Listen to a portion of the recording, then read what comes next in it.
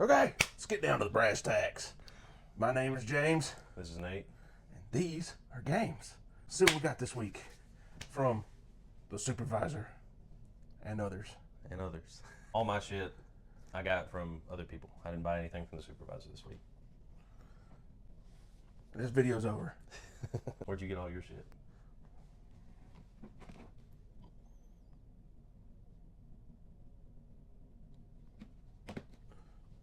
The supervisor. I got some pretty exciting stuff to show y'all today. Some pretty rare shit, and I paid quite a bit of money for it, but I still got a pretty good deal on it. Where'd you get this piece of shit? So there was a guy at work. He sent me a picture of it and asked me if I was interested in it because he knows I buy and collect gaming stuff. So he sent me a picture of this and said $35, and I was like, hell yeah. He knew what the retail was, but he said he wanted to help support the collection and buy it and come with Bob the Builder. Banger! Fix it fun. Banger! It is a banger. Banger!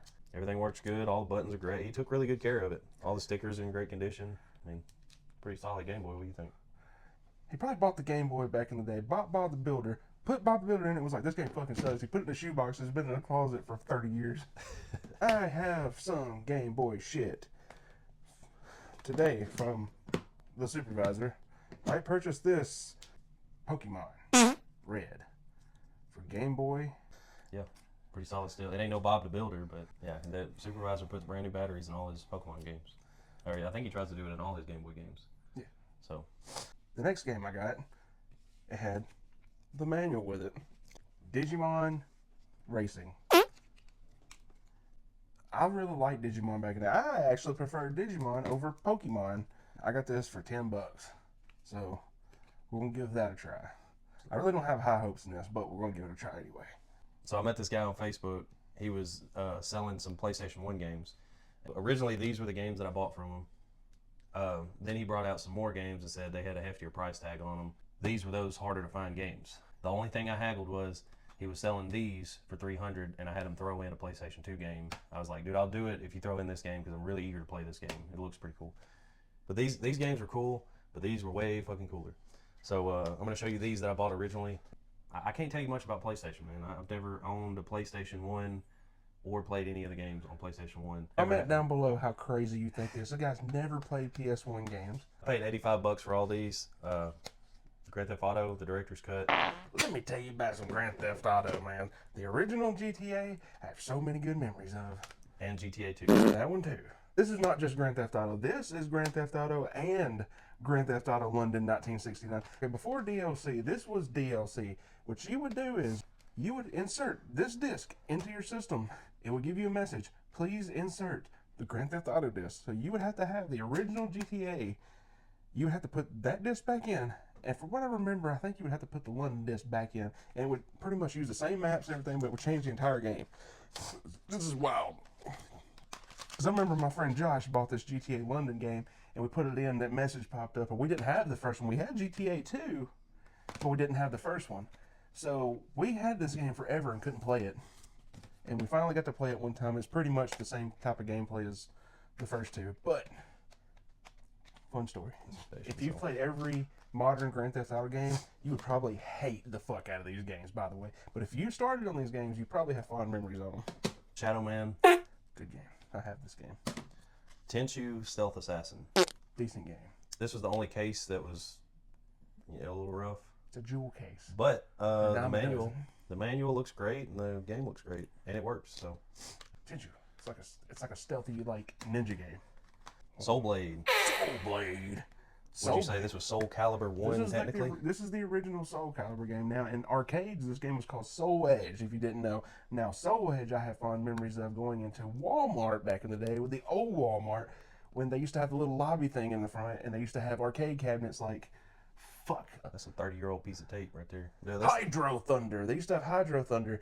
But next to Hydro Thunder, they had a Soul Edge game cabinet, and I would play the fuck out of that game.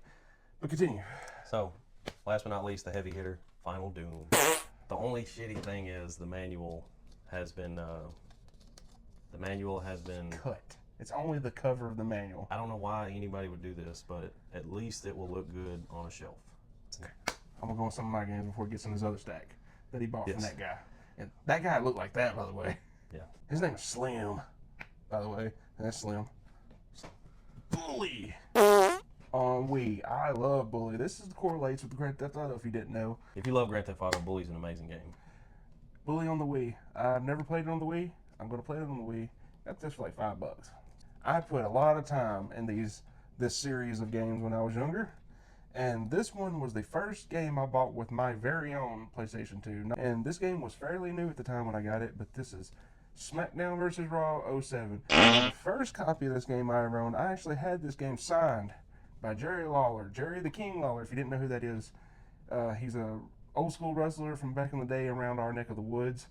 I got this steep game for $5. I got this because I like the snowboarding type games, skateboarding games, extreme sports type stuff. Know nothing about this game. It's just kind of on a whim.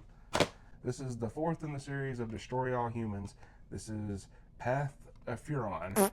I'm pretty sure it's the same type of gameplay as all the others.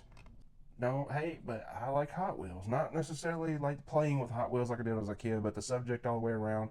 So I got Hot Wheels like that. I actually collect Hot Wheels games. But this is a 2-for-1 type deal right here.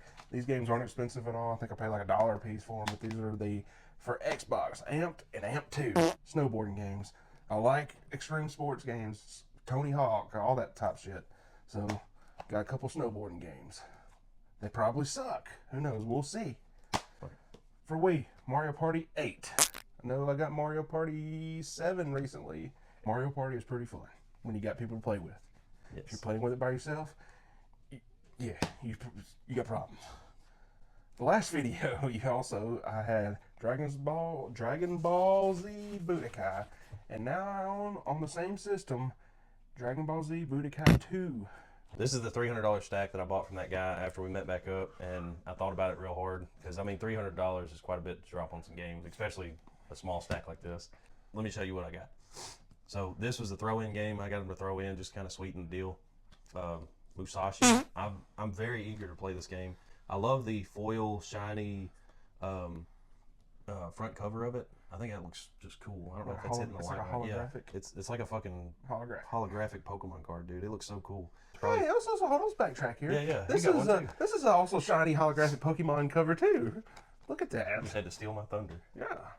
Steal the thunder. And this is in the original PlayStation case too.